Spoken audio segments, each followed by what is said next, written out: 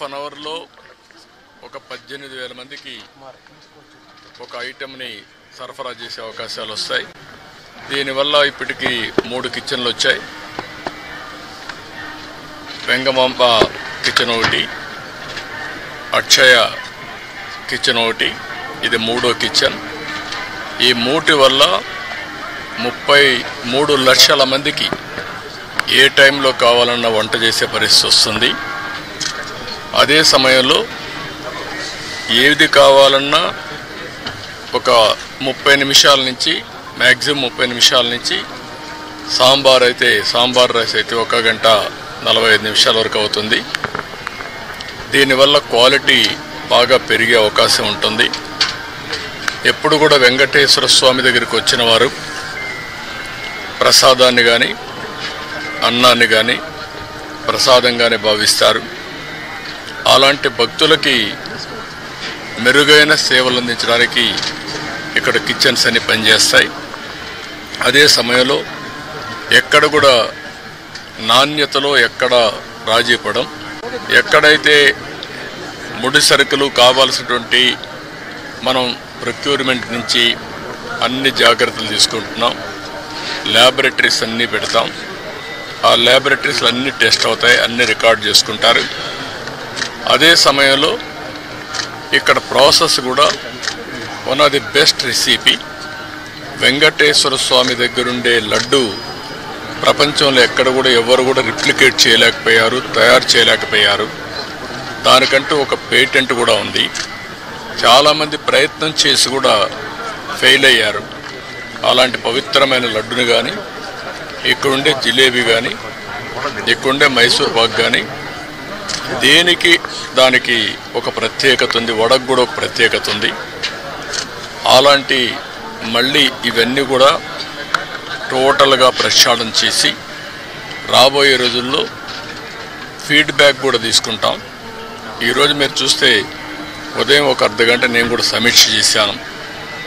నా సమీక్షలో ఒకప్పుడు ఏవైతే పగడ్బందీగా చేయడానికి మొత్తం గ్రీన్ కవర్ అయితే ఇప్పుడు 72%కి వచ్చాం. డీప్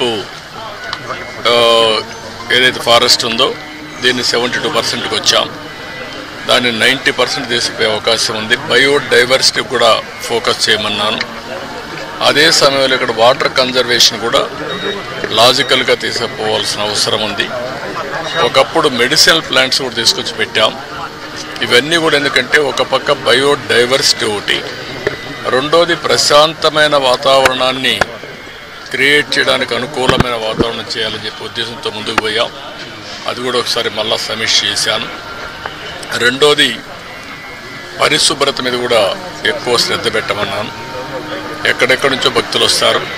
భక్తులు వచ్చినప్పుడు వాళ్ళకు కావాల్సింది వెంకటేశ్వర స్వామి నామం తప్ప ఇంకొకటి మాట్లాడే పరిస్థితి లేకుండా వాళ్ళు అన్ని విధాలు ఒక ప్రశాంతమైనటువంటి ఒక దివ్య క్షేత్రంగా ఇది ఎప్పటికప్పుడు ఉండాల్సిన అవసరం ఉంది. సజెషన్స్ ఇచ్చాం.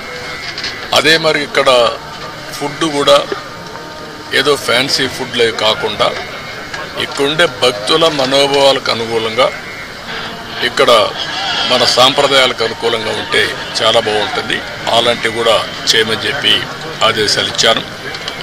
అదే మరి ఎండ్ టు ఎండ్ ఇవన్నీ కూడా ఒపీనియన్ కూడా తీసుకోవడం, భక్తుల మనోభావాల్ని గౌరవించడానికి ఏమేం చేయాలనో అవన్నీ చేస్తాం. ఇప్పుడు సేవకులు కొంతమంది ఉన్నారు, శ్రీవారి సేవకులు. వాళ్ళు కూడా ఎప్పుడో నేను ప్రవేశపెట్టాను. వాళ్ళు ఒక 15 లక్షల మంది అయ్యారు. వాళ్ళు కూడా ఒక స్పిరిచువాలిటీ సైడ్ ఎట్లా తీసుకెళ్ళాలి, వాళ్ళల్లో కూడా భక్తి భావం ఎట్లా పెంచాలి, ఇక్కడే కాకుండా నిజ జీవితంలో కూడా వెంకటేశ్వర స్వామి శ్రీవారి సేవకులు ఉన్నప్పుడు వాళ్ళు నిజ జీవితంలో కూడా దీన్ని ఆచరించాల్సిన అవసరం ఉంది. వాళ్ళకి కావాల్సిన ట్రైనింగ్ అవన్నీ ఇచ్చి వాళ్ళు కూడా కెపాసిటీ బిల్డింగ్ చేస్తాం. అదే మరి ఎక్కడికక్కడ సమాచారాన్ని కూడా తీసుకొని ఒక విధంగా చెప్పాలంటే మళ్ళీ వెంకటేశ్వర స్వామికి పూర్వ వైభవం వచ్చే విధంగా, అదే కాకుండా ఎప్పటికీ ఇది ఒక దివ్య క్షేత్రంగా పవిత్రమైన క్షేత్రంగా తయారు చేయడానికి ఏమేం చేయాలో అన్ని చర్యలు తీసుకోమని చెప్పి మేనేజ్మెంట్కి గవర్నమెంట్ తరఫున కూడా ఆదేశాలు ఇచ్చాం. అవన్నీ చేసేదానికి శ్రీకారం చుట్టారు. ఇంకొక పక్కన ఏదైతే ఈరోజు ఇక్కడ ఫుడ్ కూడా ఉందో ఎన్నిటి కూడా రాబోయే రోజులు అన్ని టెస్టులు ఉంటాయి.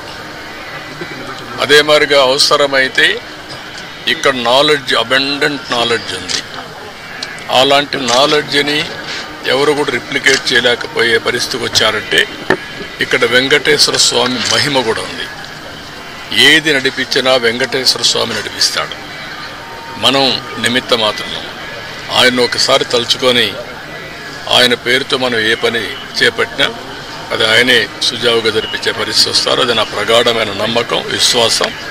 అందుకే నేను నిద్రలేస్తే ఎప్పుడైనా సరే నాకు ఏ కష్టం వచ్చినా ఆయన ఒకసారి తలుచుకొని దానిపైన నిర్ణయం చేసుకుంటాను.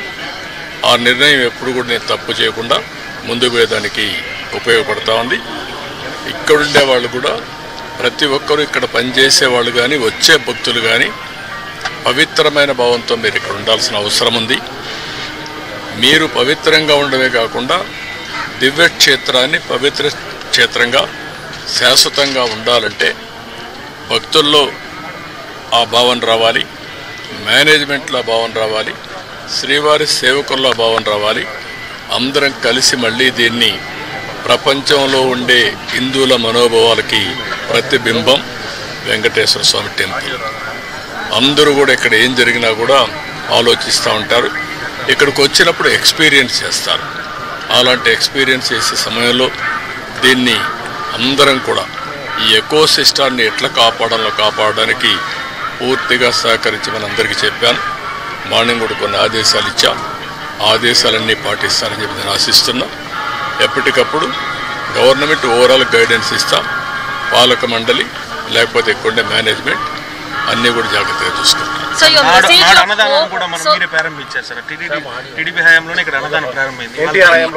ఎన్టీఆర్ హయాంలో అన్నదానం ప్రారంభమైంది.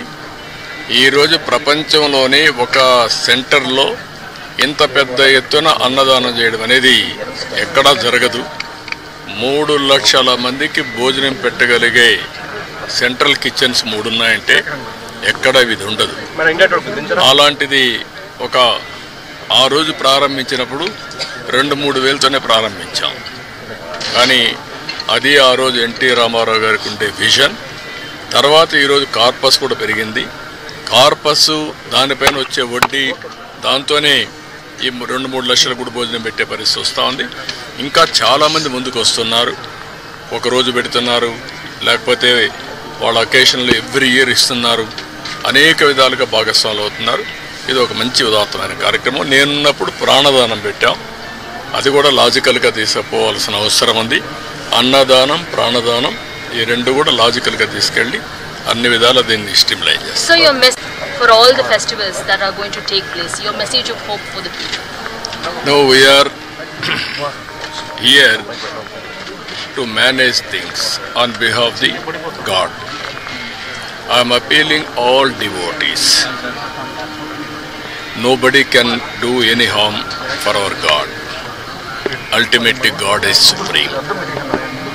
Management and also government are here to protect the purity and sanctity of Lord Balaji and Venkateswara Swami. That is our commitment, that is our dedication. We will do our best, and also day by day you are seeing the improvements. We will take to the logical conclusion with perfect management of things in the near future. Sir, గతంలోకి ఇప్పటికీ అన్నప్రసాదం, లడ్డూ ప్రసాదం తేడా ఉందని భక్తులు ఎట్లాంటి అభిప్రాయం వస్తాయి? చాలామంది సాటిస్ఫాక్షన్ చాలా హైగా ఉంది. వాళ్ళల్లో కూడా మనందరికంటే ప్రసాదం టేస్ట్ చేసేవాళ్ళు ఇదే తిరుపతి ఈ కొండపైన అనేక సందర్భాల్లో అనేక ఆందోళన చేశారు. అది మంచి శుభసూచకం కాదు మనందరికీ. కానీ ఆనాటి పరిస్థితుల్లో అది పట్టించుకోలేదు. కానీ ఈరోజు నేను చెప్పేది ఏంటంటే ఎప్పటికప్పుడు భక్తుల యొక్క ఫీడ్బ్యాక్ కూడా తీసుకోమంటున్నాను. ఎంతమంది వస్తున్నారు, వాళ్ళ దగ్గర ఏ విధంగా తీసుకోగలుగుతాం రికార్డ్ చేయండి. మన ప్రవర్తన దగ్గర నుంచి శ్రీవారి సేవకులు చేసే క్యూ మేనేజ్మెంట్ దగ్గర నుంచి కావాలని రష్ తోయడము, లేకుంటే హార్ష్గా మాట్లాడడం అవన్నీ కరెక్ట్ కాదు. భక్తిభావంతో వాళ్లకు ఎక్కడికక్కడ మేనేజ్ చేయాలి. భక్తిభావం ఉండాలి, వాళ్ళల్లో కూడా బాధ్యత మనం గురి చేసే పరిస్థితి రావాలి. అందుకని అవన్నీ చాలా డైరెక్షన్స్ ఇచ్చాం. మీరే చూస్తున్నారు, ఇక్కడ పరిశుభ్రతలో మార్పు వచ్చింది, ఆలోచన విధానంలో మార్పు వచ్చింది, ప్రసాదాల్లో మార్పు వచ్చింది, మేనేజ్మెంట్లో మార్పు వచ్చింది. భక్తులు కూడా హర్షాన్ని వ్యక్తం చేస్తున్నారు. ఎందుకంటే వాళ్ళందరికీ సంబంధించిన మనోభావాలు ఇక్కడ ప్రతి ఒక్కరూ వారి యొక్క ఒక భక్తిభావాన్ని ఇక్కడి నుంచి పొందుతూ ఒక స్ఫూర్తిదాయకమైన ప్రదేశం. ఈ స్ఫూర్తిదాయకమైన ప్రదేశం శాశ్వతంగా స్ఫూర్తిదాయకంగా ఉండాలని కోరుకుంటారు. అది కాపాడుతాం. అవన్నీ మాట్లాడదామా, రాజకీయాలు ఇక్కడ వద్దు. నేను క్లియర్గా చెప్పాను, వెంకటేశ్వర స్వామి యొక్క పవిత్రతని అండ్ ఆల్సో ప్యూరిటీని కాపాడడానికి ఏం చేయాలి అవన్నీ అవన్నీ పెడతాను.